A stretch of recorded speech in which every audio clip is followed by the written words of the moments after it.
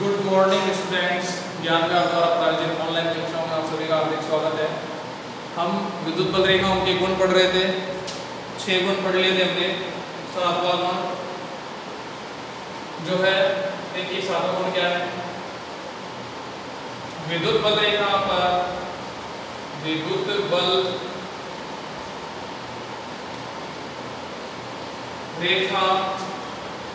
रेखाओं पर विद्युत बल रेखाओं पर किसी बिंदु पर खींची गई स्पर्श रेखा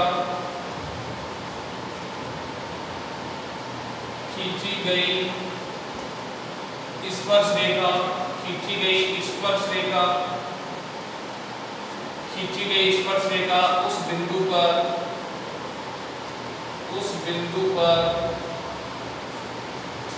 विद्युत क्षेत्र की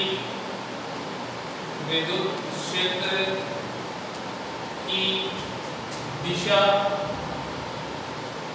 या परिमाण को व्यक्त करती है, या प्रदर्शित करती है। क्या है हमारे पास, देखिए विद्युत बल रेखाओं के किसी बिंदु पर विद्युत बल रेखाओं के किसी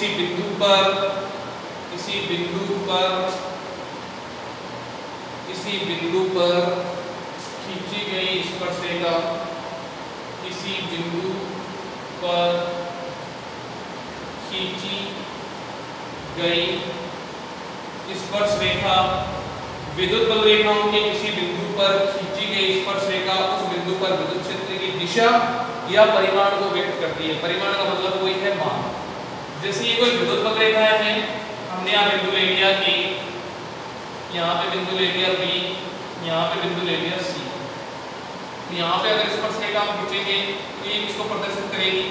विद्युत क्षेत्र की दिशा या परिमाण को व्यक्त करेगी। अगर इस बिंदु पे अगर हम खींचे तो ये किसको शो करेगी? विद्युत क्षेत्र की दिशा या परिमाण को व्यक्त करेगी। इस बिंदु पर हम खींचे तो यहाँ पर विद्युत क्षेत्र की दिशा या परिमाण को व्यक्त करेगी। विद्युत बल रेखाओं के किसी बिंदु पर खींची गई स्पर्श रेखा उस बिंदु पर विद्युत क्षेत्र की दिशा या परिमाण को व्यक्त करती है। अगर बिंदु A पे हमने कोई स्पर्श रेखा खींची है तो इस बिंदु A पर विद्युत क्षेत्र की दिशा या परिमाण को व्यक्त करेगी, और एक ही बिंदु पर विद्युत क्षेत्र की दिशा एक ही होगी या परिमाण का मान जो है एक ही होगा। एक ही बिंदु पर दो या दो से अधिक दिशा या दो या दो से अधिक परिमाण नहीं होते हैं। आगे बात समझें तो एक ही बिंदु पर विद्युत क्षेत्र की तीव्रता या जो परिमाण होगा या जो दिशा होगी वो एक ही होगी, और किसी बिंदु पर खींची गई स्पर्श रेखा उसके परिमाण या उसकी दिशा को व्यक्त करती है। अगला पॉइंट है, अगला जो गुण है 8 नंबर, बहुत ज्यादा इंपॉर्टेंट है। दो विद्युत बल रेखाएं, दो इंपॉर्टेंट लगा सकते हो, आया हुआ है कहीं ना। दो विद्युत बल रेखाएं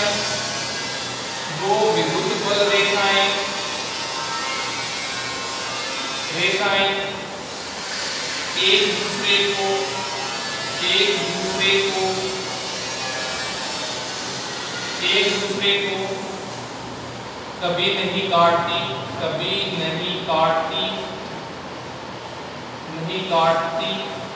है। क्यों नहीं काटती? क्योंकि इनके कटान बिंदु का मतलब है क्रॉस पॉइंट पर, क्योंकि इनके कटान बिंदु पर विद्युत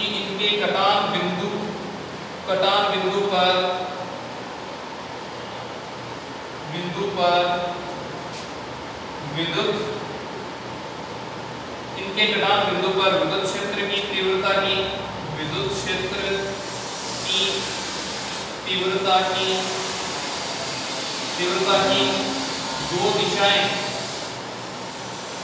दो दिशाएं या दो परिमाण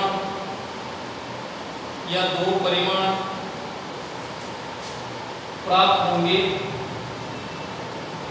जो कि असंभव है, होंगे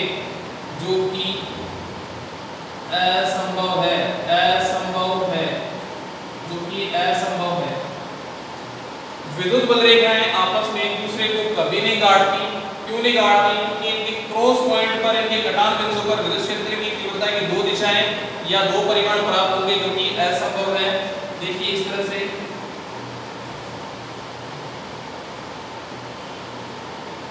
मान लेते हैं दो विद्युत बल रेखाएं, ये बल रेखा A, ये बल रेखा B।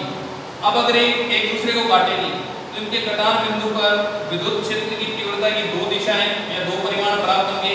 एक परिमाण तो इस तरफ होगा EB और एक परिमाण इस तरफ होगा, एक दिशा इस तरफ होगी EA। तो एक ही बिंदु पर विद्युत क्षेत्र की तीव्रता की दो दिशाएं या दो परिमाण प्राप्त नहीं होते हैं, असंभव है। ठीक है, तो एक ही बिंदु पर विद्युत बल रेखाओं की जो दिशा है या जो परिमाण है, एक ही बिंदु पर दो या दो से ज्यादा नहीं होते हैं। एक ही बिंदु पर विद्युत क्षेत्र की तीव्रता या उसका परिमाण जो है एक ही होगा। अगर दो विद्युत बल रेखा आपस में एक दूसरे को क्रॉस करेंगी, एक दूसरे को काटेंगी, तो इनके कटान बिंदु पर विद्युत क्षेत्र की तीव्रता की दो दिशाएं या दो परिमाण प्राप्त होंगे, जो कि असंभव है। इसलिए विद्युत बल रेखाएं एक दूसरे को नहीं काटती है।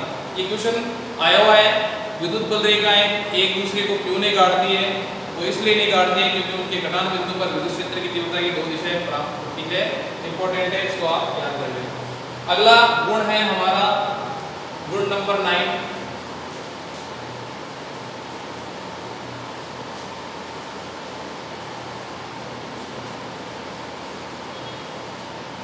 अगला गुण क्या है? अगला गुण है एकल धनावेश के लिए, एकल धनावेश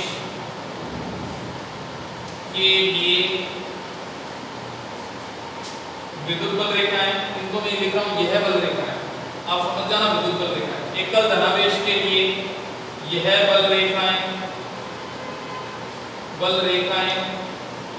या यह रेखाएं अनंत में जाती हुई प्रतीत होती है, जाती हुई प्रतीत होती है। और एकल ऋणावेश के लिए, और एकल ऋणावेश के लिए, ऋणावेश के लिए यह बल रेखाएं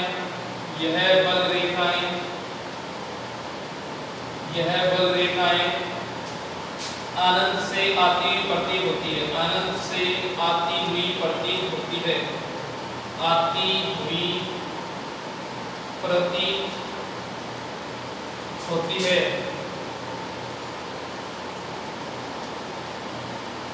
ठीक है, एकल धनावेश के लिए यह बल रेखाएं अनंत में जाती हुई प्रतीत होती है। कैसे? जैसे हमारे पास यहाँ पर एक धनात्मक आवेश है, एक ही आवेश है और कोई आवेश नहीं है, तो बल रेखाएं आपको पता है इसके लंबवत बाहर निकलेगी, ठीक है। अब ये बल रेखाएं कहाँ तक जाएगी? तो एक ही आवेश है, धनात्मक हमारे पास एक आवेश है, ठीक है, एकल धनावेश है, तो बल रेखाएं बाहर निकल गई पृष्ठ के लंबवत। अब कहाँ तक जाएंगी? अनंत तक। आगे बात समझ में, अनंत की ओर जाती हुई प्रतीत होती है, अनंत की ओर जाती हुई प्रतीत होती है। और अगर हमारे पास केवल माइनस है, एकल ऋणावेश है, तो विद्युत बल रेखाएं आप जानते हो पृष्ठ के लंबवत ही प्रवेश करेगी, लेकिन कहां से आपको प्रतीत होगी? हमारे पास आसपास कोई धनावेश नहीं है, तो अगर माइनस है तो विद्युत बल रेखाएं आ रही है, लेकिन कहां से आ रही है? अनंत से आती हुई प्रतीत होगी। अगर एकल धनावेश है तो विद्युत बल रेखाएं अनंत की ओर जाती हुई प्रतीत होगी, अगर ऋणावेश है तो अनंत से आती हुई प्रतीत होगी। यह है हमारे पास विद्युत बल रेखाओं के गुण। ठीक है, इनको आप अच्छी तरह से याद कर लो, बहुत इंपॉर्टेंट है, आगे भी काम आएंगे। इससे रिलेटेड और भी चीजें हैं, जैसे आप चुंबकीय बल रेखाएं पढ़ेंगे तो काफी चीजें आपको सेम मिल जाएंगी, एक दो गुण को छोड़ के लगभग गुण आपको सेम ही मिलेंगे। ठीक है, इसके बाद समविभव पृष्ठ पढ़ेंगे, उसमें भी लगभग आपको सेम गुण मिलेंगे। कहने का मतलब आप इनको याद करो, समविभव पृष्ठ है, विद्युत बल चुंबकीय बल रेखाएं हैं उनको याद करने में आपको क्या होगी, आसानी होगी। अगला पॉइंट है हमारा, अगला टॉपिक है उदासीन बिंदु। उदासीन बिंदु क्या होता है उसके बारे में हम बात करेंगे।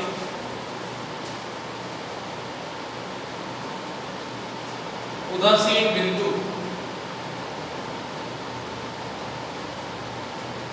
उदासीन बिंदु,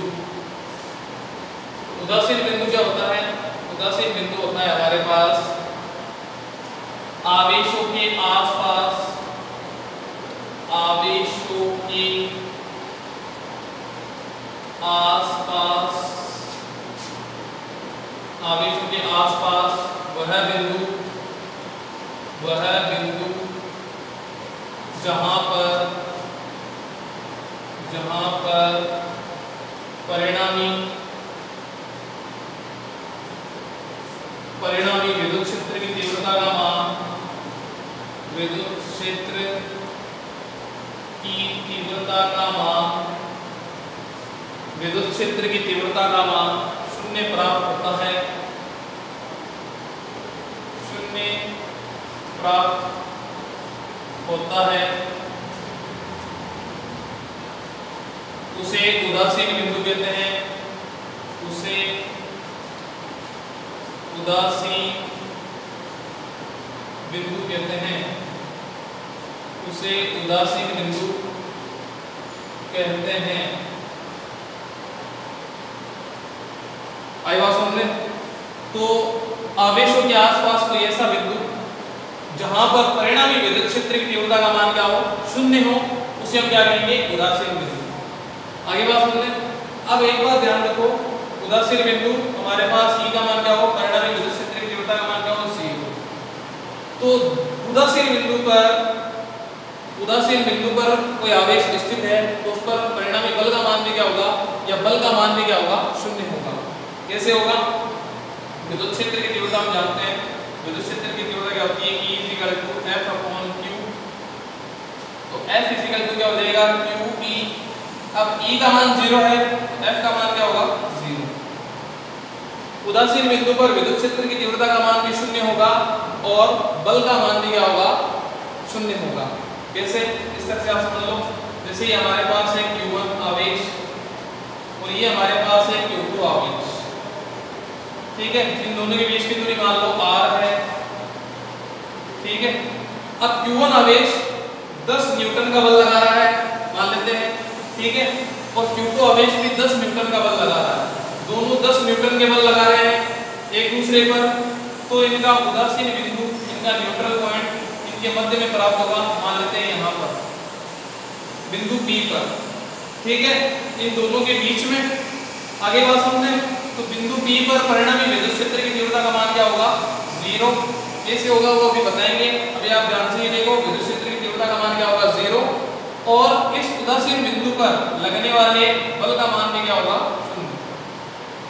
आवेशों के आसपास, हालांकि बाहर भी, इधर भी प्राप्त होता, मतलब हो सकता है उदासीन बिंदु, यहाँ पे भी प्राप्त हो सकता है, ठीक है। तो आवेशों के आसपास वह बिंदु जहां पर परिणामी विद्युत क्षेत्र की तीव्रता का मान 0 प्राप्त होता है, उसे उदासीन बिंदु कहते हैं। उदासीन बिंदु पर स्थित आवेश पर लगने वाले बल का मान भी क्या होता है, 0 प्राप्त होता है।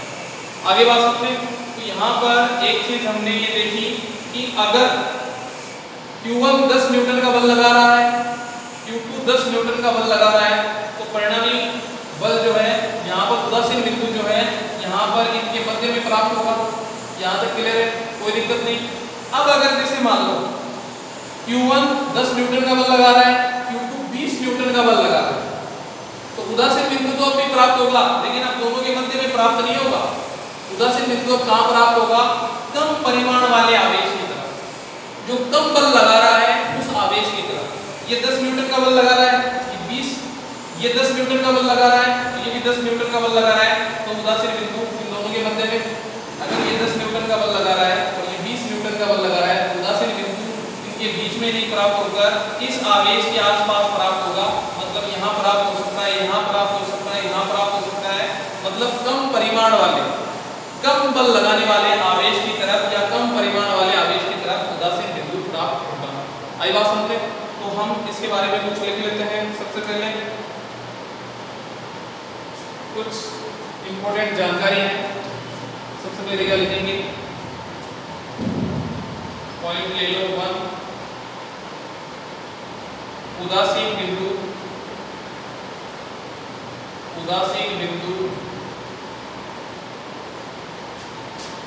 कम परिमाण वाले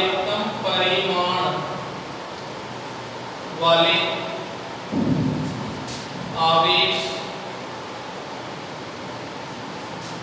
के पास, कम परिमाण वाले आवेश के नजदीक प्राप्त होता है, नजदीक या पास प्राप्त होता है, नजदीक प्राप्त होता है।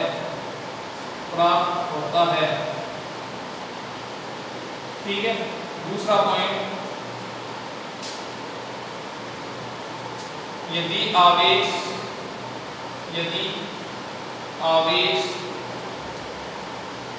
समान प्रकृति के हो तो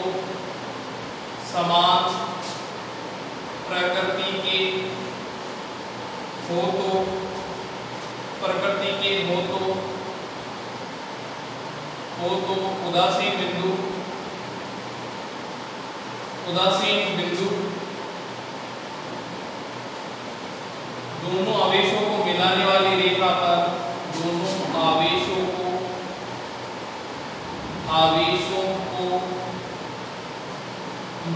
वाली रेखा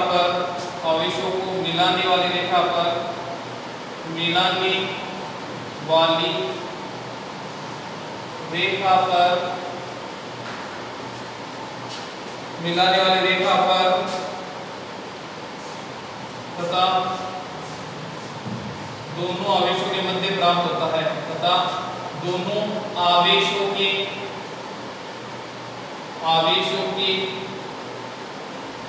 प्राप्त होता है, मध्य प्राप्त होता है। अगर आवेश समान प्रकृति के हो तो, जैसे एग्जाम्पल के तौर पे ले लो, जैसे ये प्लस Q1 और ये है हमारे पास प्लस Q2, दोनों आवेश क्या है, समान प्रकृति के।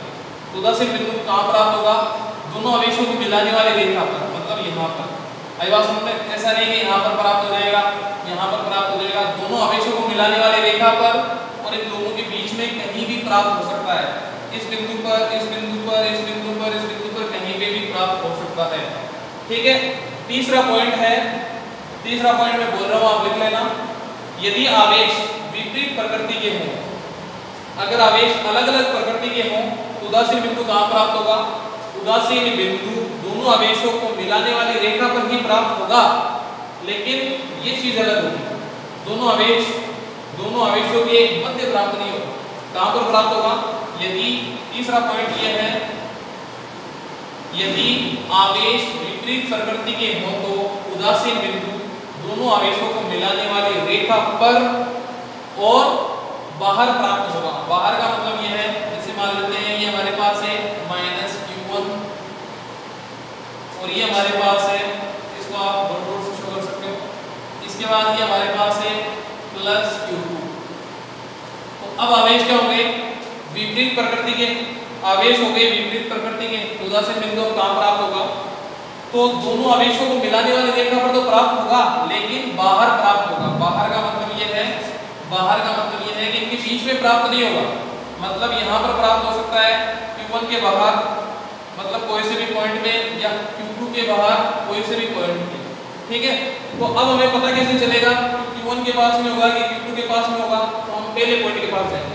उदासीन बिंदु कम परिमाण वाले आवेश के पास प्राप्त होता है, नजदीक प्राप्त होता है।